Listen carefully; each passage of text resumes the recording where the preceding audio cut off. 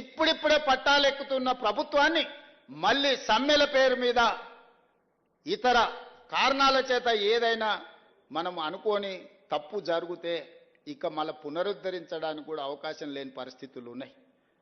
మనకు అప్పుడప్పుడు ఆరోగ్యం బాగాలేనప్పుడు పథ్యం పాటిస్తాం. చాలా మంది ఊర్ల నుంచి వచ్చిన వాళ్ళు ఉన్నారు. ఊర్లలో పెద్ద మనుషులు అంటారు కదా, కొంచెం పథ్యం ఉండాలని అని. కొంచెం ఆరోగ్యం బాగాలేనప్పుడు చికెన్ మటన్ తినొద్దు, నూనె వస్తువులు తినొద్దు అంటారు కదా, కొంచెం వెజిటేరియన్ తినొద్దు అంటారు కదా. రాష్ట్ర ఆర్థిక వ్యవస్థ కూడా ఆరోగ్యం బాగలేదు అందుకే మనం వెజిటేరియను పండ్లు ఫలాలు కూరగాయలు తిని కొంతకాలం కొంత జాగ్రత్తగా ముందుకెళ్ళాలి. మనకు ఆరోగ్యం బాగాలేనప్పుడు ఏమంటారు, పండ్లు తినుండ్రి, ఇడ్లీ తినుండ్రి, కొంచెం జాగ్రత్తగా ఉండుర్రి అని అంటారు కదా. రాష్ట్ర ఆర్థిక ఆరోగ్యం కూడా బాగలేదు. అందుకే మీరు అందరు సహకరించండి.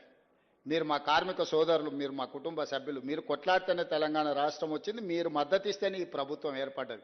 ఈ ప్రభుత్వం ఏర్పడ్డదంటే మా గొప్పతనం కాదు, అందులో మీ కష్టం ఉంది, మీ శ్రమ ఉంది, మీ కృషి ఉంది. మేము వేరు మీరు వేరు అని ఏ రోజు నేను అనుకోలే. మీలో ఒక్కరిని, మీ కుటుంబ సభ్యుని, మీ సంక్షేమం కోసం, మీ అభివృద్ధి కోసం, మీ భవిష్యత్తు ప్రణాళికల కోసం మీ ముఖ్యమంత్రిగా, మీ సోదరుడిగా పనిచేయడానికి నేను సిద్ధంగా ఉన్నా. నాకు ప్రతి నెల వస్తున్న ఆదాయం 18,500 కోట్ల రూపాయలు. ఈ 18,500 కోట్ల రూపాయలు మీ చేతుల్నే పెడతా. బ్యాంకులకు కట్టుండి, నా ఉద్యోగస్తులకు ఇచ్చే జీతాలు వాళ్ళకి ఇవ్వండి, రిటైర్ అయిన వాళ్ళకి పెన్షన్ ఇవ్వండి, మిగతాది ఏడ ఖర్చు పెట్టమంటారో మీరే చెప్పుండ్రి.